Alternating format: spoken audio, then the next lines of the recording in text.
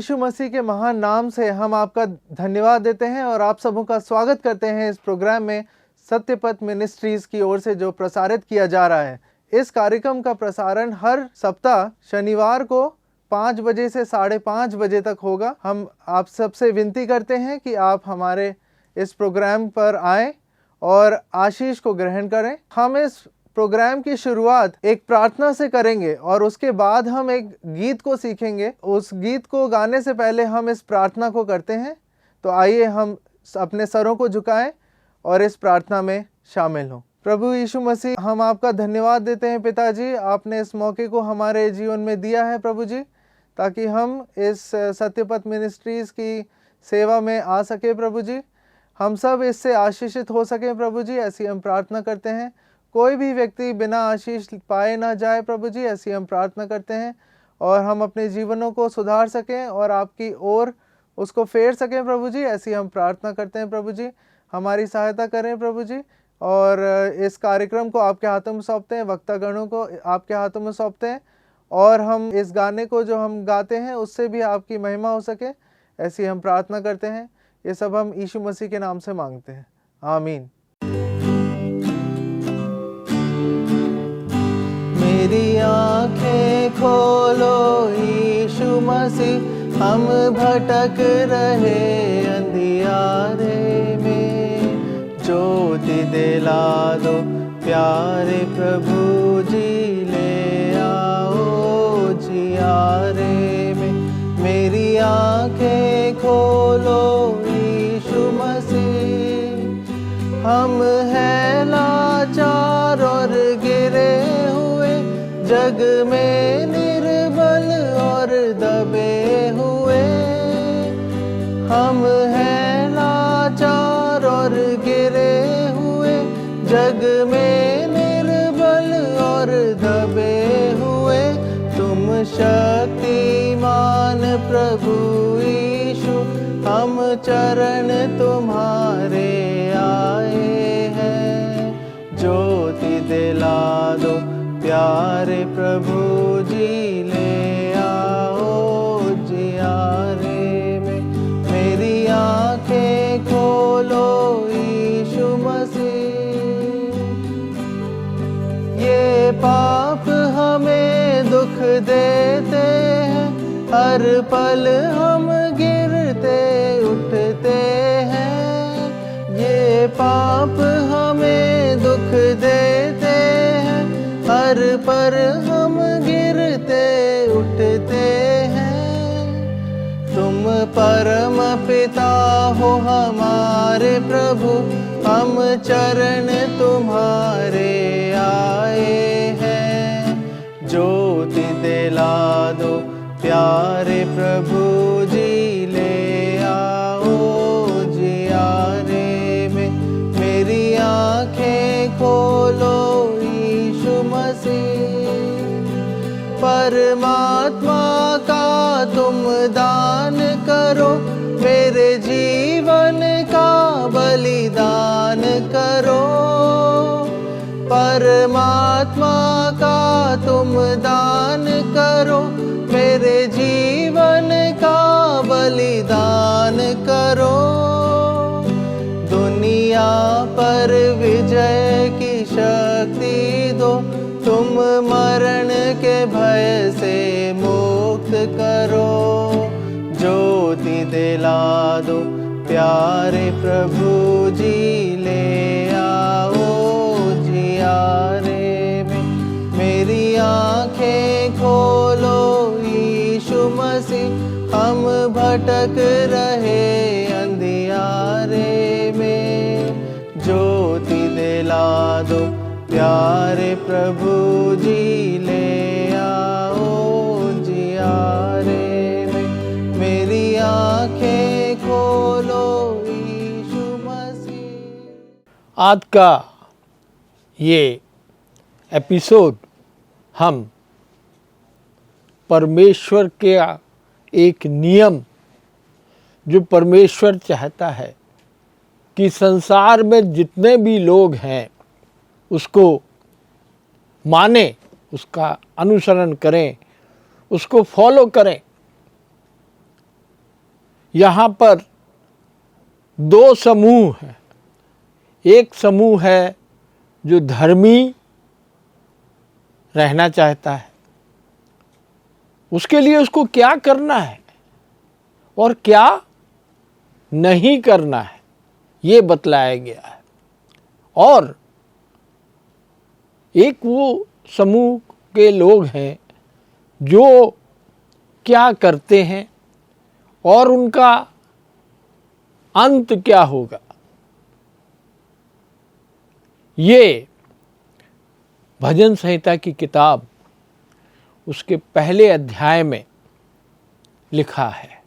Bible में भजनों का संग्रह है और इस भजन का रचयिता या लिखने वाला, इसका उल्लेख यहाँ पर नहीं दिया गया है।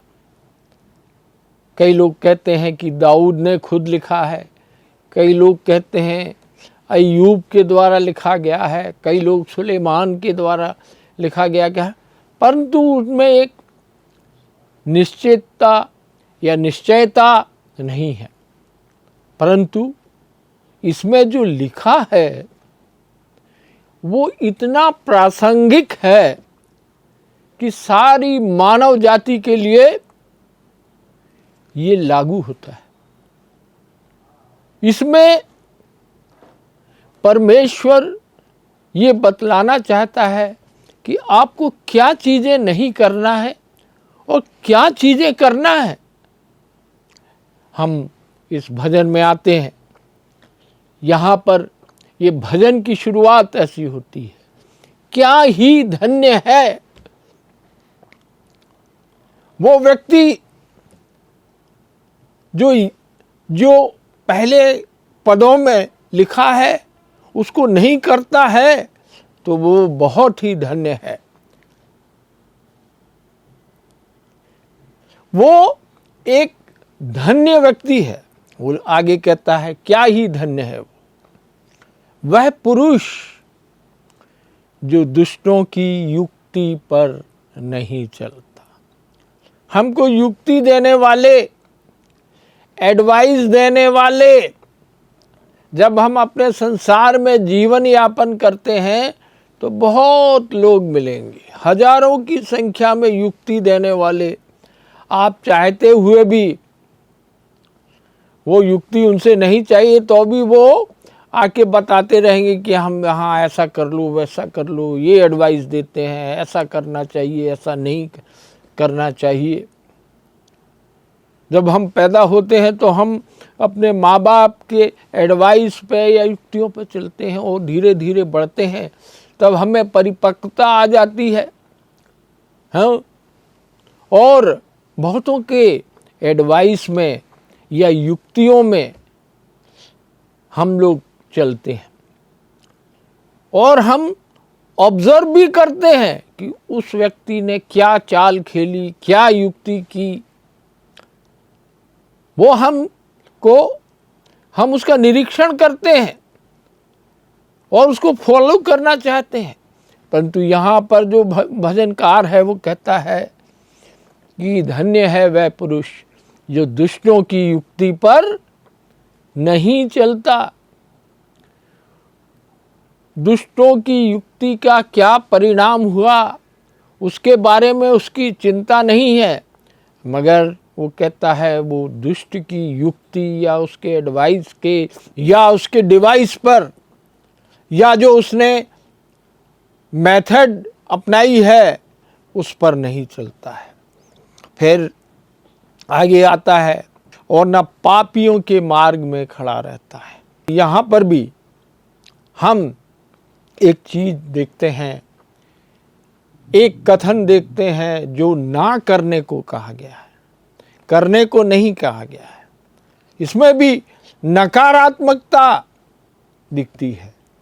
पापियों के मार्ग में खड़ा नहीं रहता। आपको पापियों के मार्ग में खड़े रहने से क्या क्या हानि हो सकती है परमेश्वर जानता है। हम उनका अनुसरण कर लेंगे पापी लोग क्या कर रहे हैं उसी मार्ग में हम चलेंगे तो हमको जो वो कर रहे हैं या जो उस मार्ग में जा रहे हैं वे लोग क्या कर रहे हैं इसका आभास होगा, इसका हमको पता चलेगा कि पापियों ने क्या मार्ग लिया है और क्या हमको उस ओर जाना है। परंतु यहाँ पर भजनकार कर रहा है न पापियों के मार्ग में खड़ा रहता है, वो मार्ग ही नहीं लेता, वो खड़ा भी नहीं होना चाहता, वो अपना समय भी नहीं देना चाहता है। वो ही व्यक्ति धन्य है जो पापियों के मार्ग में खड़ा नहीं रहता। यदि वो पापियों के मार्ग में खड़ा रहेगा तो उनका अनुसरण करने लगेगा, उनकी बातों को सुनेगा, उनके कार्यों को देखेगा और उनका परिणाम देखेगा। कभी कभी बहुत आकर्षित करती हैं ये जो कार्य वो कर रहे हैं पापियों के मार्ग में बैठ के, तो हमको ध्यान देना है। और तीसरी बात बोलता है और न ठट्ठा करने वालों की मंडली में बैठता है। आजकल बहुत मंडलियां होने लग गई हैं। बच्चों की एक मंडली रहती है, छोटे बच्चों की भी एक मंडली रहती है, वो खेल कूद करते हैं। फिर थोड़े और ऊपर बढ़ते हैं तो वो एक क्लासरूम की मंडली हो जाती है। फिर खेल खेलते हैं तो खेलों की मंडली होती है। ऐसी मंडलियां बहुत हैं। ऐसी एक मंडली है ठट्ठा करने वाले की, यानी हमेशा मंडली कुछ व्यक्ति आपस में मिल बैठ जाएंगे और दूसरे की बुराई करेंगे, उनकी ठट्ठा करने लगेंगे, उनके बारे में क्या है क्या नहीं है, क्या उनके दोष हैं, क्या उन पे बीता है। ये ठट्ठा करने वालों की मंडली में किसी के प्रति उनको सकारात्मकता नहीं होती है, वो ठट्ठा ही करते रहते हैं। उनको बड़ा आनंद आता है कि जो हम कर रहे हैं उससे हम बहुत आनंदित हो रहे हैं, यानी उनका कोई मतलब नहीं निकलता, उससे केवल वे लोग अपना समय व्यतीत करना चाहते हैं। और ऐसी मंडली में एक दूसरे के प्रति द्वेष पैदा हो जाता है। यहाँ पर वो कहता है भजनकार कि वो व्यक्ति ना ठट्ठा करने वालों की मंडली में बैठता है। इन तीनों संदर्भों को हम देखेंगे तो भजनकार ये कह रहा है कि हमको अपना समय को बर्बाद नहीं करना चाहिए। ये जो भी व्यक्ति हैं जो दूसरों की युक्ति पर चलते हैं, पापियों के मार्ग में खड़ा हो जाते हैं, ठट्ठा करने वालों की मंडली में बैठ जाते हैं, क्या करते हैं वो अपना कोई कंस्ट्रक्टिव वर्क कर रहे हैं क्या? उनके जो समय उन्होंने दिया है क्या उन समयों का सदुपयोग हो रहा है? कुछ नहीं हो रहा।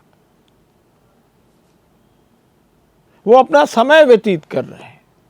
आजकल हम देखते हैं कई लोग ऐसे कार्य करते रहते हैं जिसमें कोई सकारात्मकता नहीं है, जिसमें कोई प्रोडक्टिविटी नहीं है। परमेश्वर नहीं चाहता कि उसके भक्तगण या उसके जन इस प्रकार का कार्य करें जहाँ पर कोई भी सकारात्मकता नहीं है।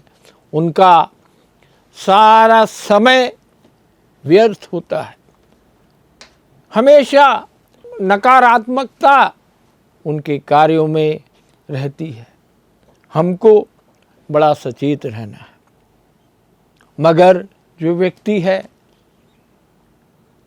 जो धन्य है, जो ऊपर दिए गए 3 कृत्यों को नहीं करता है, उसके बारे में हम दूसरे पद में आते हैं। परंतु, बट, इंग्लिश में लिखा है बट, परंतु क्या करता है वो धन्य व्यक्ति क्या करता है? वह तो यहोवा की व्यवस्था से प्रसन्न रहता है। परमेश्वर ने जो व्यवस्था दी है उसी में वो खुश रहता है। परमेश्वर की, यहोवा की जो व्यवस्था है उससे वो प्रसन्न रहता है। और क्या करता है?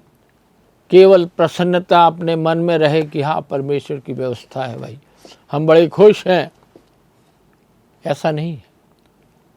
खुश हैं हम, यहोवा की जो व्यवस्था जो परमेश्वर ने दी है, जो परमेश्वर ने अपनी इस किताब में लिखवाई है, उसमें वो प्रसन्न तो रहता है। और आगे कहता है, और उसकी व्यवस्था पर रात दिन ध्यान करता रहता है। हमेशा उसकी व्यवस्था पर रात दिन ध्यान करता रहता है। एक कंटिन्यूएशन में है। आप परमेश्वर की व्यवस्था को ध्यान नहीं देंगे तो आप, जो पहले पद में लिखा है, दूसरों की युक्तियों में फंस जाएंगे, पापियों के संग मार्ग में खड़े रहने लगेंगे और धीरे धीरे ठट्टा करने वालों की मंडली को भी ज्वाइन कर लेंगे।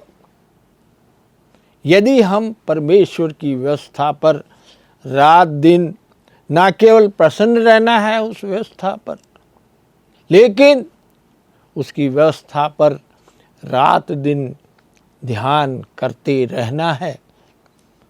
हमारा ध्यान इधर उधर नहीं भटकना चाहिए। परमेश्वर की व्यवस्था को हमको प्रसन्नता से लेना है और उसकी व्यवस्था पर रात दिन ध्यान भी करना है। और उसका क्या फल होगा, ये हम तीसरे पद में देखते हैं कि उसका जो फल प्राप्ति होगी या उसका क्या दशा होगी।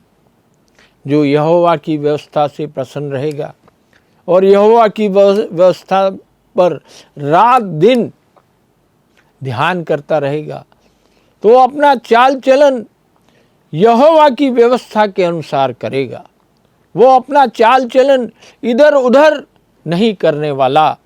वो उसकी चाल चलन, उसके कार्य, उसके भाव, उसके विचार सब परमेश्वर की व्यवस्था के अनुसार होना निश्चित है। अब हम देखते हैं कि उसका क्या परिणाम होगा। वह उस वृक्ष के समान है जो बहती नालियों के किनारे लगाया गया है। ऐसा वृक्ष जब हम देखते हैं जिसके पास नालियां हैं, हमेशा उसमें जल उसको मिलता रहता है, ऐसे वृक्ष को देखेंगे, ऐसे वृक्ष के किनारे पर वो लगाया गया है, वो व्यक्ति वैसा रहेगा। बहती नालियों के किनारे लगे हुए वृक्ष को सब देखते हैं, कैसे होते हैं वो वृक्ष। अपनी अपनी ऋतु में फलते हैं और जिसके पत्ते कभी मुरझाते नहीं। उन पत्तों में हमेशा जीवन है, वो परिभाषित होती है। वो हरे भरे रहते हैं और वो पेड़ अपनी ऋतु में फलता है, ये लिखा गया है। ये नहीं लिखा है कि हर समय फलता ही रहेगा। 12 महीने फलता रहेगा, ऐसा नहीं लिखा है कि वो हर समय फलता रहेगा। बाइबल के जो वचन हैं वो बड़े सार गर्भित हैं। उसमें ये नहीं लिखा गया है कि वो हर समय फल देता रहेगा। हम लोग भी कभी कभी सोचते रहते हैं कि हमको हर समय फल मिलता रहे, हर समय यदि हमने कुछ किया उसका फल हमको तुरंत मिलना चाहिए, हमेशा हम फलदार रहें, हमेशा हमको लाभ ही लाभ प्राप्त होता रहे। फलों से क्या होता है? लाभ मिलता है। यहाँ पर परमेश्वर का वचन ये भजनकार कह रहा है कि अपनी ऋतु में फलता है। परमेश्वर जब उसको उस पेड़ के अनुकूल ऋतु बनाता है, उसमें उस पौधे में या उस पेड़ में पत्ती आती है, फिर उसमें फूल आता है, और फूल जब परिपक्व हो जाता है तब उसमें हमको फल की प्राप्ति होती है। और भी हम देखते हैं कि उस फल से जो उसकी ऋतु में हमको प्राप्त हुआ है उसमें क्या होते हैं? बहुत ही महत्वपूर्ण एक चीज होती है। उसमें क्या होती है? उस पेड़ के बीज भी हमको प्राप्त होते हैं जो आगे जाके बोने के काम आएंगे। उस फल के अंदर बीज प्राप्त होगा और उस बीज से आगे जाके वैसे ही पेड़ हमको प्राप्त होंगे, और उसके पत्ते कभी मुरझाते नहीं है। यानी उसमें जीवंत अनुभूति की, जीवन की अनुभूति आपको हमेशा होती रहेगी। हाँ भाई, ये पेड़ जो है जीवित है, वो मनुष्य जीवित रहता है हमेशा। हमेशा उसके चरित्र में, उसके व्यवहार में परमेश्वर का जो जीवित है आत्मा वो उसमें रहती है। फिर क्या होता है कि इसलिए जो कुछ वह पुरुष करे वह सफल होता है। परमेश्वर सफलता ही सफलता उस व्यक्ति को देता है जो ऊपर के कार्य नहीं करता, जो पहले पद में हमने देखा था, और जो दूसरे तीसरे पदों में जो लिखा है वैसे कार्य करता है, तो वह सब कार्यों में सफल करेगा। जो भी वो करेगा वो सफल होगा और उसके पत्ते भी नहीं मुरझाएंगे। वो अपने ऋतु में फल देगा। मगर अब इस भजन में जो पहले पद का अनुसरण करते हैं उनके बारे में भी लिखा गया है। इस छोटे से भजन में केवल 6 पद हैं, या कोई इसको गीत के रूप में गाए तो इसमें कोरस होगा और फिर 2-4 स्टैंजा हो सकते हैं, 2 या 3, उसमें मुखड़ा होगा और 2-3-4 स्टैंजा होगा। मगर इसमें बड़ी सार गर्भित बातें लिखी हैं। चौथे पद की ओर हम आते हैं। दुष्ट लोग ऐसे नहीं होते, वो कभी सफल नहीं होते, उनमें फल नहीं मिलता, उनके पत्ते हरे भरे नहीं रहते। दुष्ट लोग ऐसे नहीं होते, वे उस भूसी के समान हैं जो पवन यानी हवा से उड़ जाता है। वे उस भूसी के समान है जो पवन से उड़ाई जाती है। और आगे कहता है, इस कारण दुष्ट लोग अदालत में स्थिर न रह सकेंगे। ना यहाँ की न स्वर्गीय अदालत, इसमें वे लोग स्थिर नहीं रह सकते। डावाडोल की स्थिति हमेशा होती रहेगी और न पापी धर्मियों की मंडली में ठहरेंगे। जो भी पापी हैं वो धर्मियों की मंडली में ठहर नहीं पाएंगे। उनको हमेशा वहाँ पर पराजय होगी और वो हमेशा पराजय का आभास उनको होगा। क्योंकि किस लिए? यहोवा हर धर्मियों का मार्ग जानता है।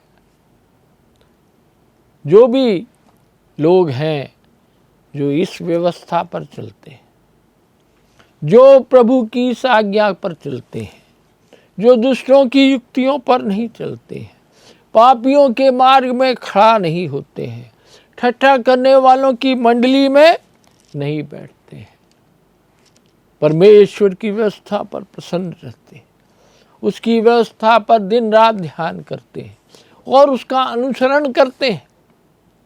यदि वो दुष्टों की मंडलियों में बैठने लगे, उनके कार्यों को करने लगे, उनके कार्यों को देखने लगे, तो वो नष्ट हो जाएंगे। 6वें पद के आखिर में लिखा है, परंतु दुष्टों का मार्ग नष्ट हो जाएगा, खत्म हो जाएगा, इस संसार में भी खत्म हो जाएगा और जो आने वाला संसार है, जो स्वर्ग है, वहाँ पर भी उनको कुछ चीज़ की प्राप्ति नहीं होगी। उनके लिए नष्ट होना अनिवार्य हो जाता है।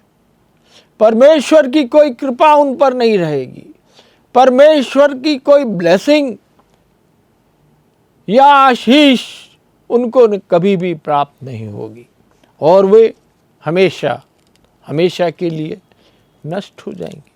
इसलिए मैं अपने श्रोतागणों को जो इस कार्यक्रम को देख रहे हैं, मैं ये कहना चाहता हूँ कि हमको उन मार्गों का अनुसरण करना चाहिए जो परमेश्वर की व्यवस्था पर लिखा हुआ है।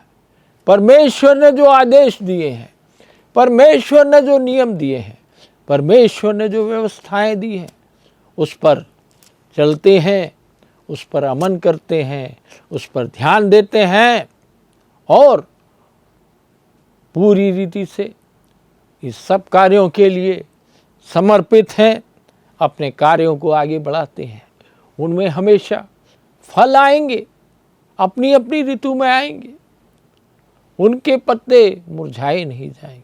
आइए हम सब जो परमेश्वर ने बोला है, जो ये भजनकार बोल रहा है, उसका अनुसरण करें और अपना जीवन ना केवल पृथ्वी पर मगर आने वाले जीवन पर को भी संपूर्ण करें।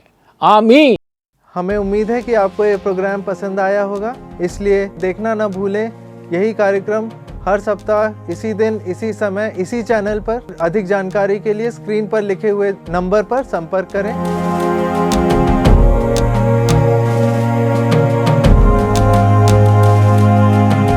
आइए हम प्रार्थना के साथ इस कार्यक्रम का समापन करेंगे। हे पिताजी, हम धन्यवाद देते हैं सुंदर समय के लिए जो आपने हमें दिया कि हम इस कार्यक्रम को देख पाए। प्रभु जी, हम प्रार्थना करते हैं जो भी व्यक्ति इस कार्यक्रम को देख रहा है वो कुछ नया गुण प्राप्त कर सके प्रभु जी, और आपके करीबी में आ सके प्रभु जी। ऐसे हम प्रार्थना करते हैं, सबकी ज़रूरतों को आपके हाथों में सौंपते हैं। हम इस धन्यवाद के साथ इस प्रार्थना को यीशु मसीह के नाम से मांगते हैं। आमीन।